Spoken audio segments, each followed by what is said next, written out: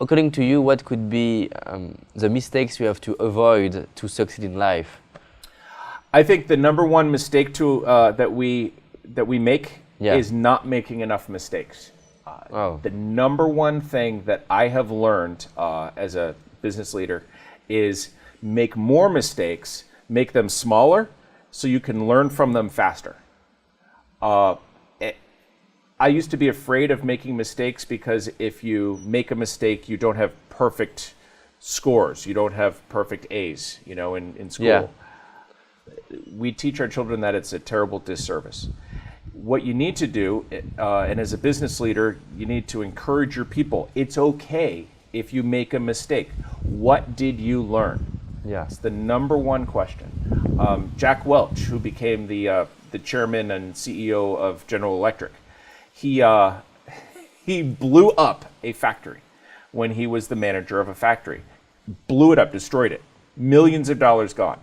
And his boss, he thought he was going to lose his job. His boss said, "What did you learn from this?" Yeah. And he told him. It is an amazing story. Yeah, exactly. Okay, you know the story. A lot of people know the story. Well, when I read that story years ago, I said to myself, Wow, okay, that's cool. I still needed to make many mistakes myself, and one of the biggest mistakes that I made was being too much of a perfectionist.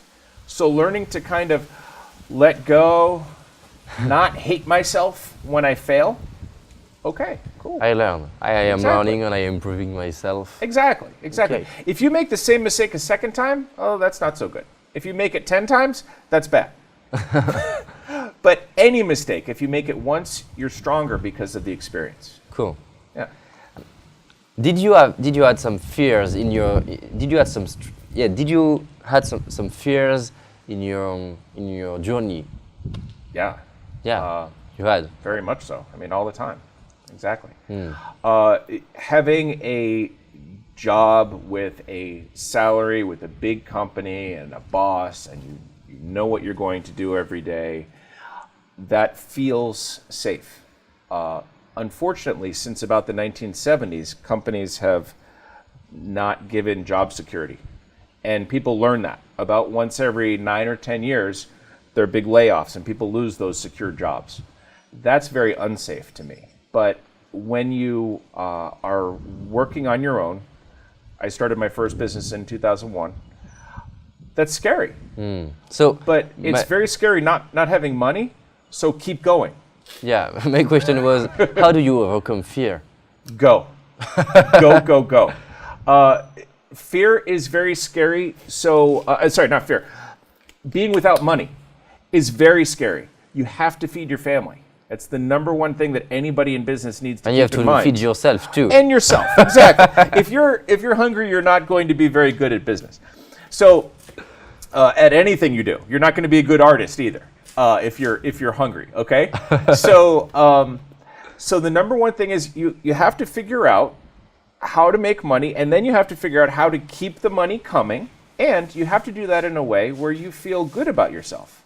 Because if you don't feel comfortable with yourself, if you can't look yourself in the mirror and say, it's bad I'm money. a good person, it's not worth it. Any amount of money.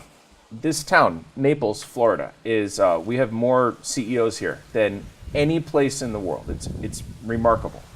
A lot of very, very wealthy people. A lot of Rolls Royces drive here. Ferraris are everywhere. Yeah, I saw that. Yeah. Oh, yeah. Well, you should see it in January. It's amazing. And when it's really nice weather here and it's cold up north, we get all the rich people flying in their airplanes.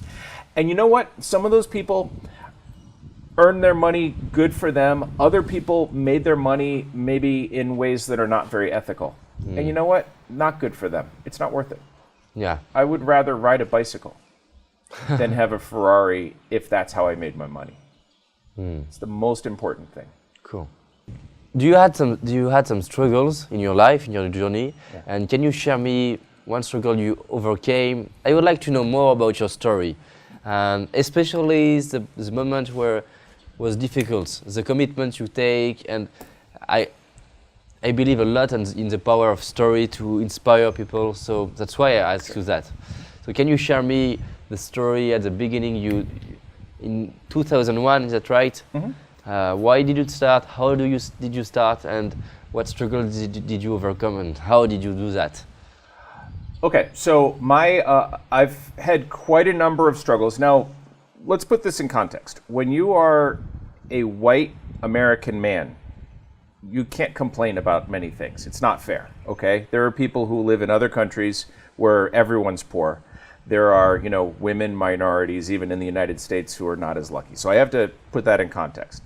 But I had dyslexia, have dyslexia like Richard Branson, okay? So when I read, it's hard for me sometimes. My spelling is horrible. I love spell check, okay? Some subjects in school were hard. So that was a struggle that I overcame. Because I understand you. Yeah, exactly.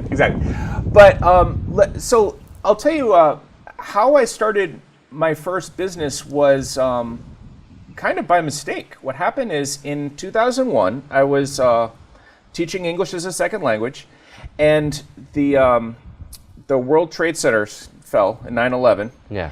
And my company said, people are not coming to the United States to learn English, so we don't really need you.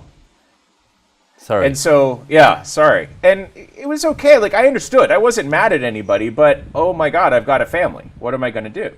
It was me and my wife and our house. No children yet.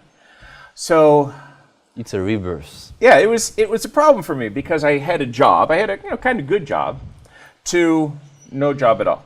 So I decided I love teaching English. Love it. So you can teach me. It would be my pleasure. But your English is already pretty good. So, but I decided to open up a school in the living room of our house. I didn't have a garage. Apple Computers started in their garage. We had a very small house, no garage. So you can't. It's impossible. Yeah. So in our living room, I taught English to two people one time, and then I never saw them again. They didn't come back. Oops. So that was a problem. But then we got some students and we got going. But it was a it seemed at the time like a very slow process, and I was very frustrated because, at the time, the business was not growing quickly at all.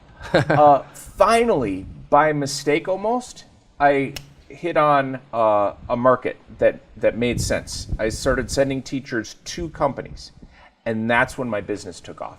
It was an accident, but the only reason I had that accident was that I was trying and experimenting. So it's not an accident. So you provoked actions. Yeah, exactly. I mean, seriously, it wasn't really an accident. I was trying different things. Yeah, I think one of those things was successful. Cool. And you started to train companies, that's right? Yeah, exactly. So first we taught English as a second language to factory workers and to low-level customer service workers so they could speak better English, give better customer service. And then we taught English still to some PhD chemists in a pharmaceutical company. And then one of the companies said, we have some people going over to China. Can you teach Chinese? And I said, well, I can't teach Chinese. I'll find somebody who can. We got a good teacher for them. So we taught Mandarin. Then we taught Spanish, same idea, for Americans traveling. Portuguese, you name it. So we grew from there. And everywhere we went, the companies said, you understand business, and so we want to, give you more business. It was nice, but it was all about serving the customer, giving them what they needed. Giving them value. Yeah, giving them much more than they were paying for. They were happy to give us more business because we were taking such good care of them. And in 2001, how old were you? 36, I believe. 36, okay. Yes. 34.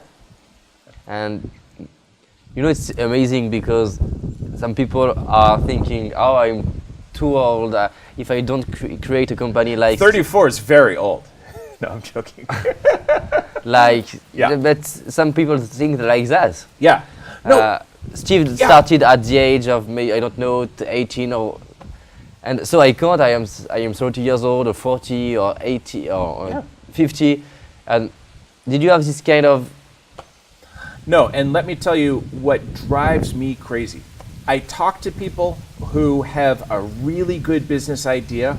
I'm involved in the technology scene here in Naples. So there's entrepreneurs starting businesses. Yeah. And some of them are very serious about it, very passionate about it. Some of them have a really good business idea, and they tell me, well, I can't leave my day job. I'm making too much money. I can't afford to take a risk. That drives me crazy. Okay. I'm not saying just jump. I'm not saying that. You have to jump in a way that is comfortable for you, or else you're going to be too afraid. But when you have a really good business idea and you're making too much money in your day job to quit, that makes me sad or angry. Sometimes I'm sad, sometimes I'm angry. I want to grab them and shake them. Do it. And you do that in your jobs now. I do that. Shake them. I shake them. Do it.